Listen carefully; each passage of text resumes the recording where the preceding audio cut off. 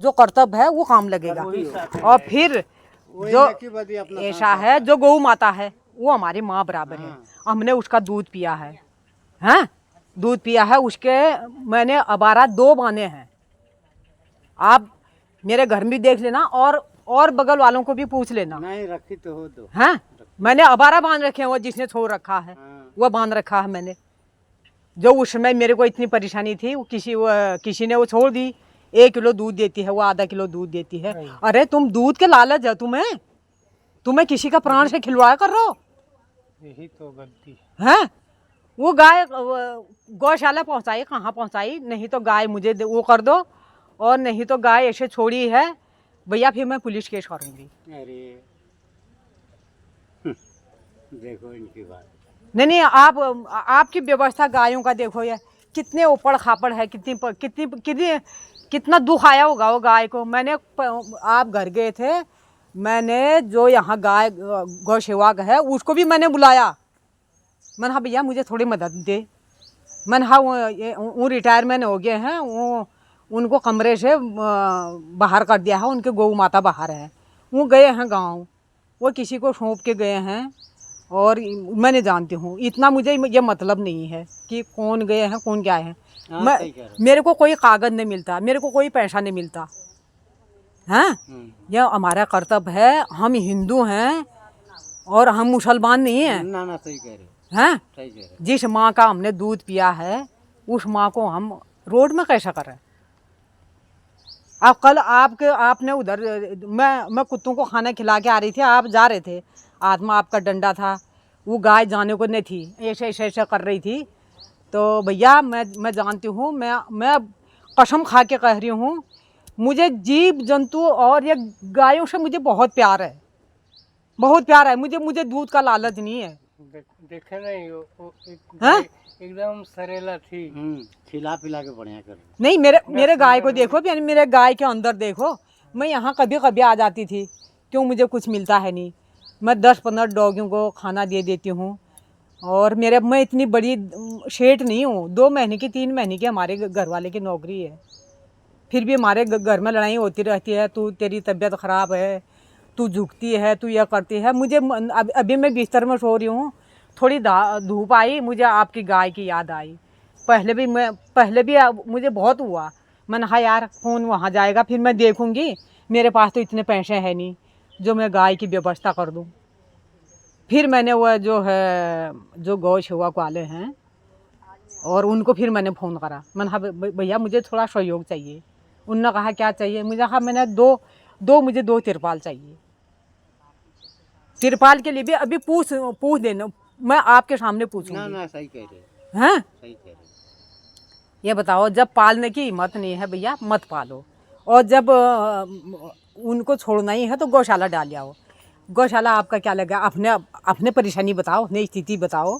महीने में हमारा 400-500 रुपये जा भी रहा है गौशाला में, कोई बात नहीं है नी।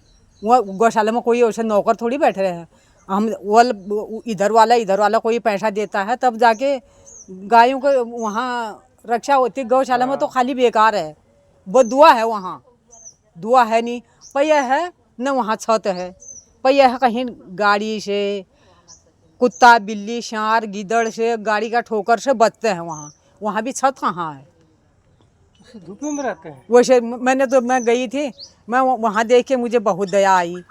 जो अच्छे हैं दूध देने वाली वो तो थोड़े कमरे में हैं, और जो ऐसे हैं उनके लिए ऐसा बाहर है, चारों तरफ दीवार है। अब मैं ना कर सकती हूँ कि ऊपर छत डाल दिया हो। कहीं टीना सेट लगाया। हाँ, या मुझे हो गया है 4-5 साल हो गए हैं न गई हुई। तो मैं भाई साहब से पूछा हूँ। फिर मैं कल हमारे हस्बैंड चारा बना रहे थे तो हमारे सामने आ गई वो गाय। तो मैंने कहा ये हमारे सामने यूँ आ रही है कि मुझे बांध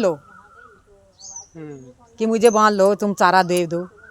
तो फिर हमारे इसके पापा से कहने लगे मैं तो इसको बांध लूँगा तो जगह भी नहीं है, और फिर मेरा करेगा कौन? मेरी नौकरी है 2-3 महीना, अब 2-3 महीना खाली है, वो कहीं काम न कर रहे हैं, गायों पर लगे हैं। हैं? इस टाइम काम भी तो ना चल रहा है। कहीं काम कहाँ करते हैं? मैं झुक न पाती हूँ, और गोबर बैठ के उठा दूँगी, मैं पानी दे दूँगी, और फिर भी मैं उन्हें वो सोए हैं हमारे, मैंने सोती हूँ, जैसे लाइट भागेगी इन्वर्टर का पंखा चलाती हूँ उन पे, गायों पे।